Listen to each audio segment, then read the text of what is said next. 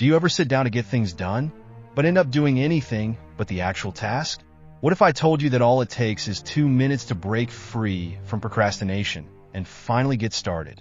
Let me show you how the 2-minute rule can change the way you tackle your to-do list starting right now.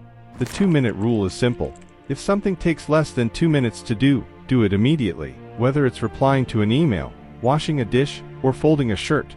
These small tasks often pile up and contribute to stress. By getting them out of the way, you create mental space and build momentum for bigger tasks.